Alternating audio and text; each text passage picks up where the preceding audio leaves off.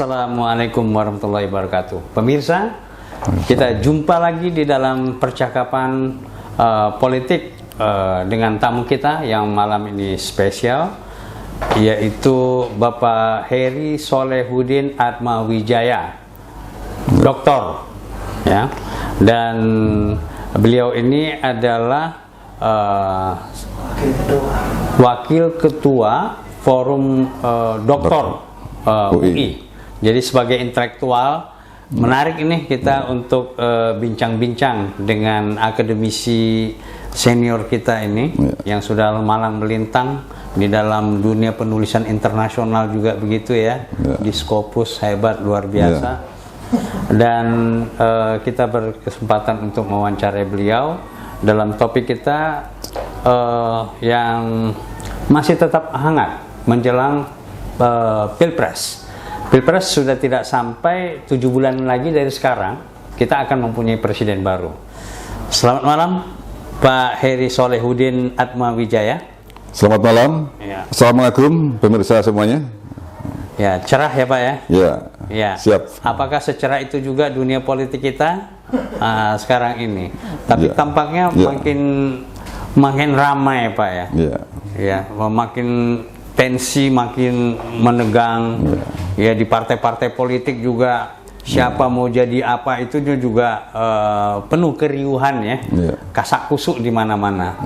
Nah kalau di koalisi perubahannya Pak Anies Baswedan oleh PKS, Partai Demokrat dan Nasdem itu sekarang ini malah relatif lebih adem.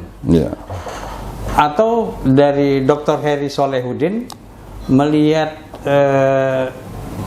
punya penilaian lain terhadap tensi politik kita ini. Bagaimana Anies Baswedan di koalisi perubahan ini menurut Dr. Heri Solehuddin Atmawijaya? Baik, terima kasih. Menarik sekali topik kita saat ini, yaitu suhu politik ya menjelang Pilpres ya. Itu hal yang biasa, yang lumrah ya di setiap negara, di setiap dan dunia manapun itu kan ya. Yang namanya ada konsultasi ya, Pilpres ya. Tentunya soal politik agak meninggi lah gitu kan ya.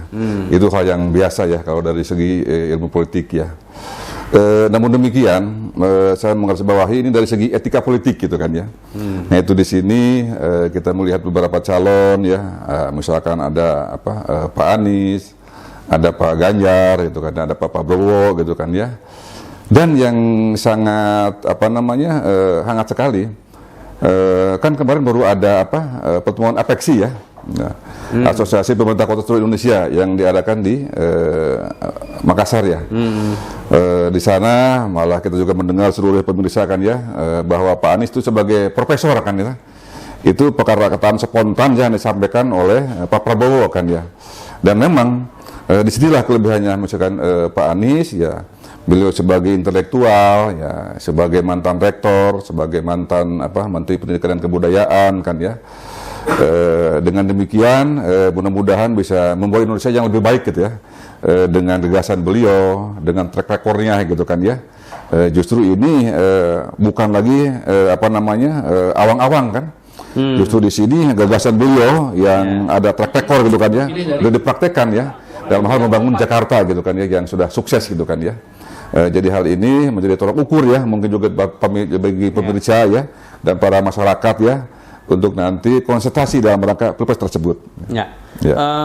Dr. Heri, ada yang mengatakan bahwa dalam pertemuan forum di APEXI kemarin di depan ratusan wali kota seluruh Indonesia, ada yang mengatakan bahwa penampilan Pak Anies lebih siap.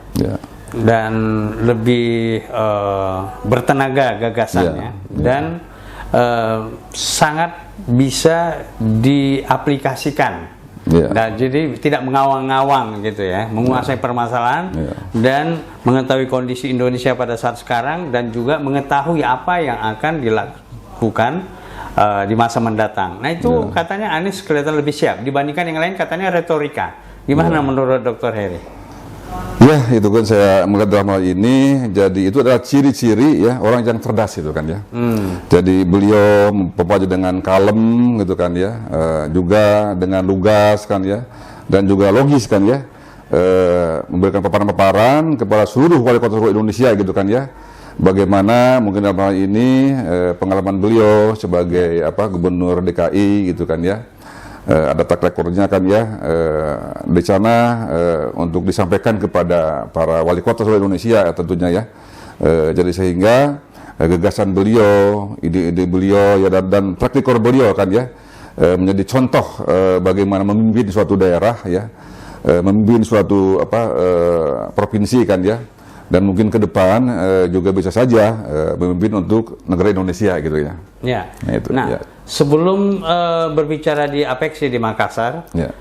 2 hari sebelumnya Pak Anies masih berada di Arab Saudi, Kerajaan Arab Saudi atas undangan kerajaan, Ya. dan bertemu dengan banyak pihak di sana. Tentu selain dengan fokus utama, setelah selesai fokus utamanya itu melaksanakan ibadah haji. Jadi kok begitu kuat ya staminanya dan kesungguhannya gitu, kan tampilan juga prima. Apa yang bisa Pak Heri katakan dengan tampilan Pak Anies yang hari ini ada di Jogja, sebelumnya ada di Makassar, dan sebelumnya itu masih di Arab gitu ya, Kerajaan Arab, dengan membawa gagasan, selalu dengan gagasan begitu. Setelah menunaikan ibadah hajinya, apa yang bisa dilihat di situ? Ya, ini saya lihatnya itu dalam hal ini adalah dinamika ya, dinamika Pak Anies, dinamika capres kan ya.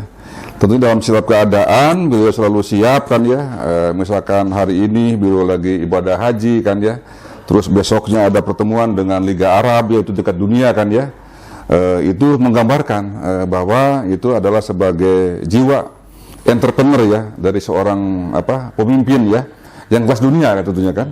Jadi bukan cuma berbicara tentang politik di Indonesia, bahwa beliau meskipun belum jadi presiden kan ya, udah diundang di sana sini kan, termasuk Liga Arab, termasuk tokoh-tokoh yang lain yang nggak diekspos ya ke media waktu di Arab Saudi gitu kan ya.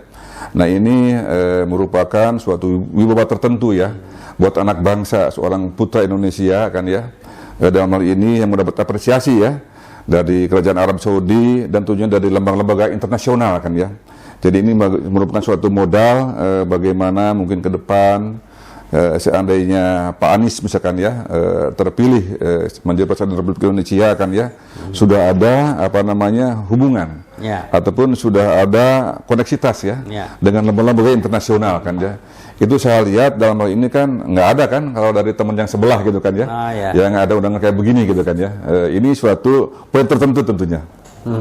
Itu adalah pengakuan sekaligus apresiasi Pak Anies ya dari pihak luar negeri, dan selain dengan tamu-tamunya yang setelah selesai ibadah haji di Kerajaan Saudi Arabia, juga dia pada saat yang sama dia juga menerima penghargaan dari Presiden Singapura dalam soal desain dan Tebet Eco Park gitu.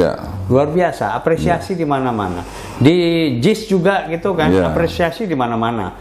Sampai Michael Salgado, legendnya Real Madrid, memberikan apresiasi, dan kemudian pemain Atletico Madrid ya juga memberikan apresiasi kan, di JIS kan main juga. Betul, Barcelona ya dengan Atletico Madrid dan Bali United pada saat itu gitu ya, dan semua memberikan apresiasi. Tapi apresiasi internasional luar negeri terhadap Anies Baswedan itu kayaknya berbanding terbalik dengan respon sebagian kecil masyarakat kita ya, yang mencibir, membuli, kemudian mengecil-ngecilkan gitu ya, dan sebagainya, termasuk juga fitnah juga di situ terhadap Anies. Kalau Anies itu kelihatannya dia tegar ya menghadapi masalah itu. Apakah ini terdorong dengan setelah ibadah haji dia menjadi lebih kuat, lebih kokoh dan lebih sabar gitu ya? Iya, betul. Gimana Pak Eri? Kan tekanan kan tetap aja kan dari buzzer menyerang dia kan gitu. Betul, tapi reaksinya Pak Anies kan tidak emosional gitu loh. Malah dia katakan ketika ditanya soal JIS, dia bilang saya tidak cawe-cawe katanya itu. Iya. Cukup rileks dia. Iya. Itu apa tidak makin panas para buzzer itu begitu? Iya, Pak Heri? iya. Gimana Pak Heri melihat ini? Ya baik, justru itu apalagi pasca ibadah haji ke Tanah Suci itu Pak Anies yang mana juga dikawal juga sama laskar-laskar kan ya. Begitu beliau habis ibadah dari Masjid Nabawi, dari Masjidil Haram gitu kan ya. Itu bak pimpinan kepala negara kan ya. Dikawal tuh sama baret merahnya Arab Saudi kan ya. Ini luar biasa kan ya. Padahal itu belum jadi presiden kan ya. Tentunya dengan spiritual beliau sepulangnya ibadah haji kan dalam hal ini, meskipun di dalam negeri yang luar biasa ya digaungkan ya bahwa misalkan tentang JIS dan lain-lain itu kan ya. Dalam hal ini kalau saya ini melihatnya kan secara teknokrat ya. Karena dulu juga saya pernah juga bekerja di bidang properti gitu kan ya. Itu suatu bangunan ya. Apalagi segede stadion begitu kan ya. Sebelum itu pasti sudah melalui beberapa tahap pengujian itu kan ya. Di sini ada TPAK ya, tim perencana arsitektur kota, ada TPKB, tim perencana konstruksi bangunan, dan TPIB, tim perencana konstruksi bangunan tentunya di sini kan ya, dan konstruksi gitu kan ya. Ini seluruhnya itu ada 7 konsultan ya. Di dalam negeri itu diawasi ya dan dinilai kan ya. Itu ada pakar-pakar ya. Pada profesor doktor di bidang arsitektur, di bidang konstruksi dan di bidang mekanik elektrikal ya. Nah itu kalau bagi yang paham tentang bangunan, saya pikir itu cawe-cawe begitu itu, saya pikir itu nggak ada artinya itu. Karena itu udah melalui tahapan teknis yang ketat gitu kan ya. Apalagi dalam hal ini kan pihak Real Madrid sendiri kan ya, pihak di Jerman juga gitu kan ya. Itu ada standarnya sama dengan di Munich, Munchen itu kan ya. Nah ini terlihat di sini adalah suatu karya anak bangsa kan ya, yang mana tentunya juga pasti setelah tadi IMB itu kan itu harus memenuhi syarat dulu kan, itu nggak mungkin bisa dibangun itu kalau IMB-nya nggak lolos itu kan ya. Tadi arsiteknya konsultan arsitek, konsultan konstruksi, dan konsultan elektrikal gitu kan ya. Apalagi ini juga kan telah dilaksanakan mengundang juga konsultan dari luar negeri kan ya. Betul dari Barcelona ya, dan dari Madrid juga gitu kan ya. Dan juga apalagi ini sudah dipakai main internasional gitu kan ya. Kok masa ini malah yang diajak ke sana malah tukang rumput ya. Tukang rumput mana ngerti tentang teknis kan. Nah, harusnya itu panggil ahli arsitek ya. Panggil ahli konstruksi, silakan nilai itu bangunan. Nah itu baru fair gitu kan ya. Makanya bagi seorang mungkin yang pemikir atau yang sudah berpengalaman di bidang bangunan kan ya. Itu cawe-cawe itu sebenarnya itu yang kurang berguna gitu ya. Gitu kan ya. Sementara lapangan yang mau dipakai juga untuk Piala Dunia U17 ada yang masih meninggalkan masalah, banyak meninggal dengan kejadian di situ. Dan kemudian ada lapangannya yang becek-becek begitu, itu tidak dikritisi. Justru yang JIS yang dikritisi ya. Aneh nggak di situ? Itu dulu di sini ada aneh bin ajaib kan. Jadi yang sudah bagus malah diributin kan ya. Malah ini yang belum bagus itu harusnya itu fokus ke yang belum bagus diperbaiki gitu kan ya. Nah itu ini kan sudah standar internasional gitu kan ya. Pihak Madrid pihak Munich juga Munchen gitu kan. Konsultannya juga dari betul. Juga dari luar negeri gitu kan ya. Nah itu kan pasti kan itu ada kualitas dunia gitu kan ya. Nah itu saya pikir ini justru ada keanehan ini, adalah hal yang mubazir tentunya kan, nggak perlu diperdebatkan ya, nggak perlu juga diekspos yang negatif gitu kan ya. Malah begitu keadaannya. Ini yang kita bikin malu kepada pihak luar negeri kan ya. Saya pikir udah aja yang nilai kita yang menilai kan. Jangan orang yang bukan ahlinya, bukan pakarnya menilai kan ya. Itu malah salah kaprah gitu kan. Aneh gitu ya. Aneh gitu ya, betul. Ya. Oke, terakhir dan Pak Heri, apa pesan Pak Heri kepada Pak Anies dalam masa-masa menjelang pendaftaran Capres Oktober ini? Gempuran di sana sini dan sebagainya dihantamkan kepada Pak Anies ya, dengan segala fitnah, bully dan juga serangan-serangannya lah gitu ya, ingin menggagalkan gitu ya. Apa pesan Pak Heri selaku akademisi yang juga mengawal perjalanan bangsa ini? Apa pesannya kepada Pak Anies?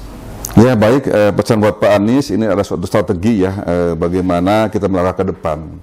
Tentunya dengan strategi POEK gitu kan ya. Yang pertama adalah planning ya. Bagaimana perencanaan ke depan, bagaimana perencanaan kampanye, bagaimana perencanaan menyapa warga gitu kan ya. Nah, ini dengan timnya harus buat teamwork yang baik kan ya, dalam perencanaan untuk pencapresan ke depan. Gitu kan. Yang kedua ada organizing ya. Bagaimana ini organisasi ini kan udah ribuan nih relawan Pak Anies kan di mana-mana kan ya. Nah, ini harus dikelola dengan baik, harus dirawat dengan baik ya, bagaimana supaya itu fokus nanti para relawan sampaikan ke TPS. Jadi jangan cuma riuh-riuh di pusat di Jakarta, di kota-kota besar itu kan ya. Harus sampai dari kota besar sampai ke provinsi, ke kabupaten, kota, ke kecamatan, ke desa-desa, terakhir di TPS. Di sini gongnya adalah organizing di TPS. Ya. Dan juga yang ketiga adalah acting ya. Bagaimana acting, bagaimana acting daripada teamworknya Pak Anies ya, daripada tim kampanyenya Pak Anies, juga nanti acting di lapangan. Bagaimana pengamanan suara, tentunya di TPS, di tiap-tiap TPS harus ada wakil-wakil, harus ada orang-orang ya yang bisa ngawasi hal itu kan ya, dan bisa membawa letter C-nya gitu kan ya. Nah, itu untuk actingnya. Dan yang keempat adalah C ya, ada controlling ya, harus bisa mengontrol ya. Namanya Pak Anies, kita lihat beliau begitu kalem ya, begitu pede gitu kan ya, karena ada self controlling dari dalam gitu kan ya. Jadi itu adalah ciri intelektual gitu kan ya, enggak menggebu-gebu, disentil sedikit ataupun kalah juga kan, dia kalem-kalem saja kan ya. Nah, ini ada suatu kontrol dari dalam gitu kan ya. Nah, ini controlling di sini untuk capres sendiri dan juga kontrol untuk setiap lini-lini pendukung Pak Anies kan, di tiap pimpinan pusat, pimpinan wilayah, relawan daerah gitu kan ya, juga sampai ke TPS, tentunya bersinergi dengan partai pendukung dalam hal ini kan ya. Bagaimana ini kolaborasi antara partai pendukung dengan relawan Pak Anies ya, sehingga nanti akhirnya adalah klimaksnya itu adalah kemenangan yang luar biasa. Gitu. Baik, luar biasa. Pak Heri Solehuddin Atmawijaya, selaku Wakil Ketua Forum Doktor UI. Terima kasih atas pandangan-pandangannya. Dan pemirsa, tadi kita sudah mendengarkan paparan pemikiran dari Dr. Heri Solehuddin Atmawijaya dari Forum Doktor UI yang sudah menyampaikan pandangan-pandangannya. Baik, kita akan bertemu lagi di dalam diskusi-diskusi dengan topik-topik menarik di masa mendatang. Assalamualaikum warahmatullahi wabarakatuh. Waalaikumsalam. Mereka. Terima kasih Pak. Ya, sama aja. Masih ya. Ya, mari. Ya.